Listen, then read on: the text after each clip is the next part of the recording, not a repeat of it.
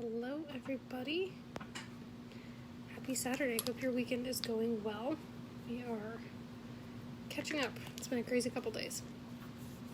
So, a lighter, fun topic, more on the notes of life, and life in general, honestly, on the farm. So, little housekeeping first. If you're on YouTube, hit the subscribe. You'll get notified when we go live. If you're on Facebook, hit the likes. It'll do its thing and let people know that we're actually live. So this normally happens on Thursday, so I'm sorry for you who were looking forward to it. We're finally getting it done. Mom life on the farm, right? So what is it about old horses that makes them so good and so valuable, right? Maybe it's they've been around, they've seen who knows what. They're unfazed. Now they're enjoying their retirement. But why? Why is it that these horses are so valued, especially for beginner riders? Old horses have usually had at least one career before they were retired. At least one. And I say that because some horses, like race horses, have a very short career life. By the time they're 4, they're done with their racing career and they're moving on to the next one. They're no longer young enough. They can't keep up with the younger horses. They move on to something else. Or they just weren't good at racing to begin with. Okay? My sister had a horse like that who was a terrible racehorse, honestly. Fast horse. Terrible racehorse. Didn't care to race. Was excellent at barrels, though. When he didn't have somebody else to push him. Most old horses have had, like I said, at least one, whether that's the old ranch horse, a race horse that is now probably on their second or third before they're considered old. Life doesn't stop after these horses retire. They may be too old to compete where they were or do the work they were doing, but their life isn't done. They don't have to just sit there and be a pasture pet.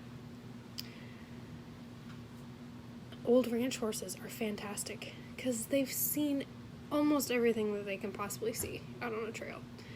They've had to work cattle, they've had to be around livestock, probably cross rivers or creeks or water, deal with mud, they've been roped off of, they've been all sorts of stuff.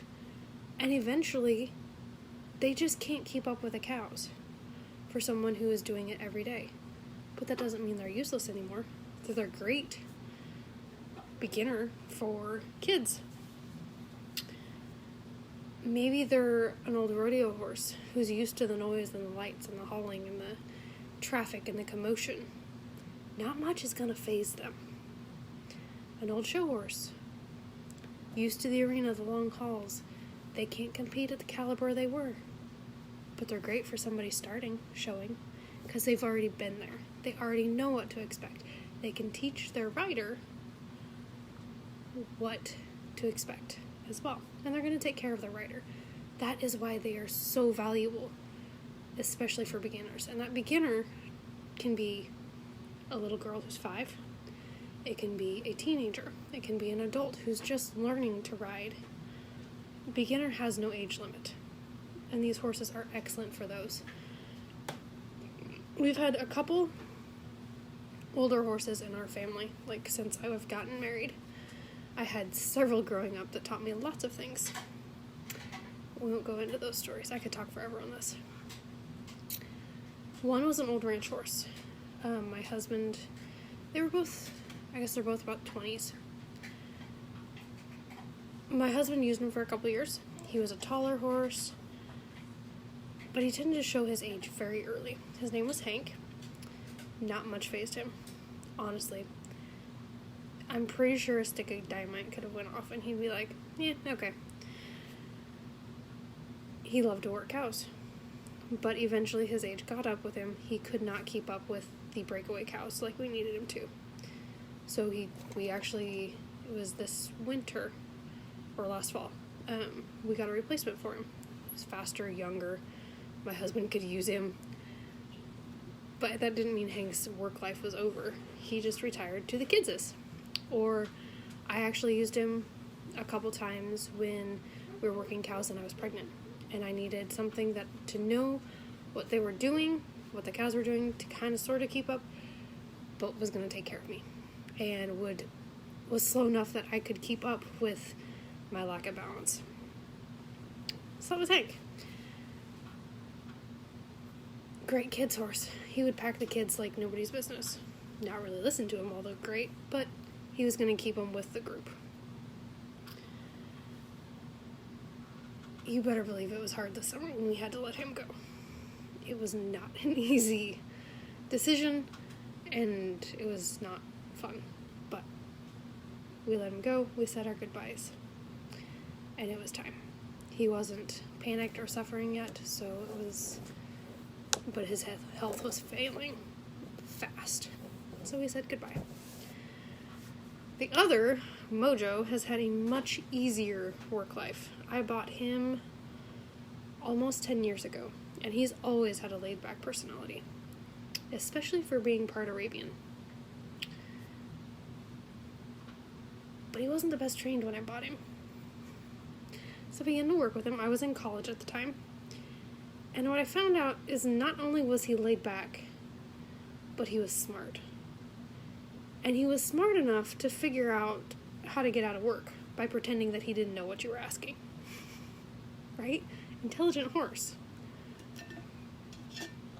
So as I worked with him and got him kind of trained, I began to throw literally everything at him that could possibly, like, scare a horse. Plastic bags, he'd be in the arena, and we'd just randomly throw balls at him, sleds, have sleds drug behind him, tarps, literally anything that makes noise that would normally, pool noodles, we did that a lot too, would freak him out. Why? Because I had a vision for him to be a therapy horse. And he was excellent at it. Because he came to expect the weird, most random, abnormal thing. When I would ride him, I can keep my seat fairly well. When I was testing him out, I wiggled all over him, rode him backwards, spun around on him, anything and possibly everything I could think of. And you know what? He is still bomb-proof.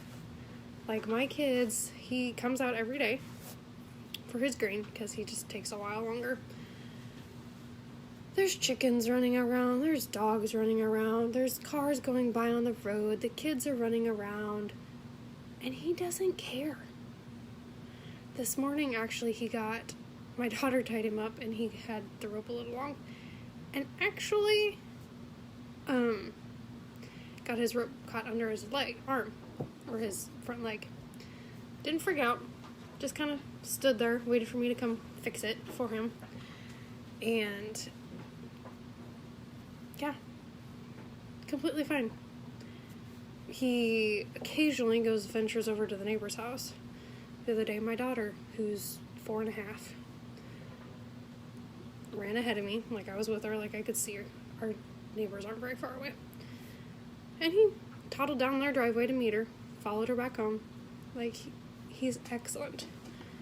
She is just learning to ride and convinced she can do it all by herself. And he's her go-to mount because he will take care of her. That's what makes those horses so valuable.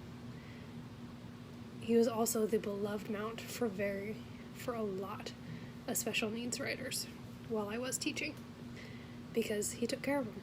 He gave them freedom, and he took care of them. And he challenged them when they needed to be challenged. So, yes, older horses can be set in their ways. They take a lot to break those ways.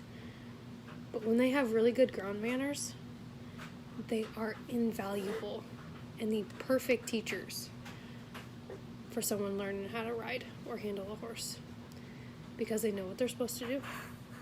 And a lot of times they're smart enough to know when you can be tested, and they'll start testing you and making you grow as a horseman. So that's why a little bit about why horses are so valuable. And we'll talk to you guys later.